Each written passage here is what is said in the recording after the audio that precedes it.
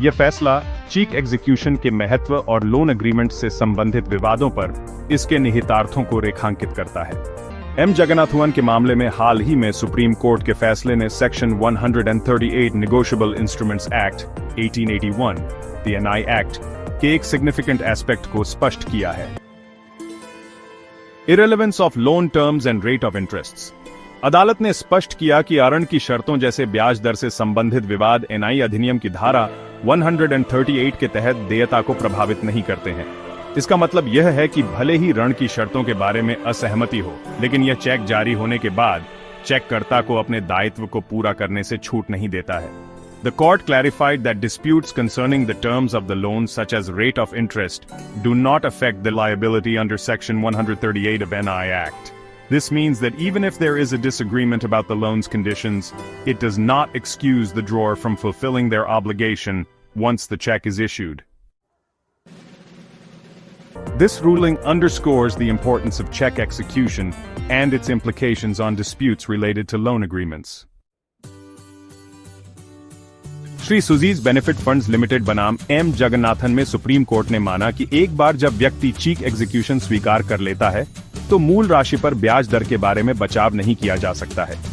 Court ने कहा कि एक बार जब चेक पर ब्याज दर के साथ मूल राशि की सही राशि दिखाई देती है और आरोपी द्वारा इसे निष्पादित किया जाता है तो ब्याज दर के बारे में विवाद नहीं उठाया जा सकता है। The bench observed that once the check reflects the exact amount of principal amount along with the rate of interest and the same is executed by the accused, then the contention regarding rate of interest cannot be raised. इस मामले में respondent ने बकाया ऋणों unpaid debts का निपटान करने के लिए एक चिट फंड व्यवसाय को 19 लाख रुपए का चेक भेजा था। जब चेक प्रस्तुत किया गया तो उसे खाता बंद लिखकर लौटा दिया गया। ट्रायल कोर्ट ने रेस्पोंडेंट को धारा 138 एनआई अधिनियम के तहत दोषी पाया, लेकिन एपेलेट कोर्ट ने उसे बरी कर दिया और उसी निर्णय को हाई कोर्ट ने भी बरकरार रखा। एपेलेट कोर्ट ने निष्कर्ष निकाला कि 1.8% के बजाय 3% की मासिक ब्याज दर का उपयोग करके राशि की गलत गणना की गई थी। चूंकि अपीलीय अदालत और उच्च न्यायालय दोनों में राहत नहीं मांगी गई थी, इसलिए पिटिशनर ने सुप्रीम कोर्ट के समक्ष अपील दायर की। Arguments raised by the parties. Chit fund company ने तर्क दिया कि खातों के विवरण के अनुसार ब्याज 3% वार्षिक होना चाहिए। रिस्पोंडेंट ने तर्क दिया कि चेक ऋण के पुनर्भुगतान के लिए नहीं था और ऋण पर 3% की दर से 36% वार्षिक ब्याज देना तमिलनाडु अत्यधिक ब्याज वसूलने के निषेध अधिनियम 2003 में दी गई सीमा का उल्लंघन होगा। Ruling of the case. मामले का निर्णय। बेंच ने कहा कि एक बार जब चेक पर ब्याज दर के साथ ऋण की सही राशि दर्शाई जाती है और आरोपी द्वारा इसे निष्पादित किया जाता है तो ब्याज दर के बारे में विवाद नहीं उठाया जा सकता है। सर्वोच्च न्यायालय ने यह भी माना कि आरोपी ने चेक के निष्पादन को स्वीकार कर लिया है, इसलिए ब्याज दर मुद्दा नहीं हो सकता है। Rate of interest cannot be the relevant issue. In reference to the case of Dashrath Rapsingh Rathod versus State of Maharashtra, यह माना गया कि 138 एनआई अधिनियम के तहत अपराध चेक के अनादरित होते ही हो जाता है। It was held that offense under 138 NI Act is committed as soon as the cheek is dishonored. सर्वोच्च न्यायालय ने अभियुक्त के दुर्भावनापूर्ण इरादों की ओर भी संकेत किया, क्योंकि खाता बंद होने के कारण चेक बाउंस हो गया, जिससे अभियुक्त पर संदेह पैदा हुआ। The Supreme Court also hinted at malified intentions of accused as the check was dishonored due to closing of account, raising suspicions on accused.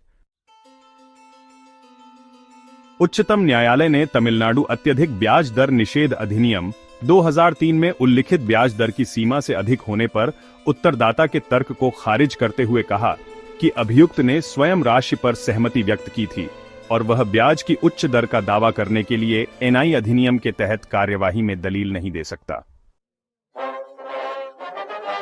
होनबल supreme court ने अपने निर्णय में अभियुक्त को अंडर सेक्शन 138 एनआई एक्ट के तहत दोषी ठहराया और ट्रायल कोर्ट के निर्णय को बरकरार रखते हुए अपीलीय न्यायालय और उच्च न्यायालय द्वारा दिए गए बरी करने के निर्णय को उलट दिया।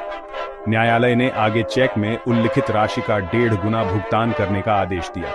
अभियुक्त की आयु 86 वर्ष से अधिक थी, इसलिए न्यायालय ने कारावास की सजा माफ कर दी।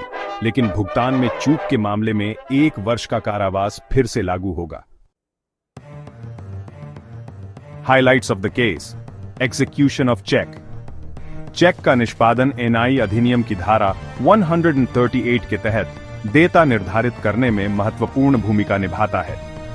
एक बार जब उधारकर्ता स्वीकार करता है कि उसने चेक जारी किया है, तो यह स्वीकृति चेक के अनादर से संबंधित किसी भी कानूनी कार्यवाही में महत्वपूर्ण कारक बन जाती है। Execution of check plays a pivotal role in determining liability under Section 138 of NI Act. Once a borrower acknowledges that they have issued a check, this acknowledgement becomes a key factor in any legal proceedings related to the check's dishonor. Precedent. Supreme court ने अपने फैसले में स्पष्ट किया कि एक बार check के निष्पादन की स्वीकार्यता होने के बाद ब्याज दर और अन्य ऋण शर्तों के खिलाफ कोई बचाव नहीं मांगा जा सकता है।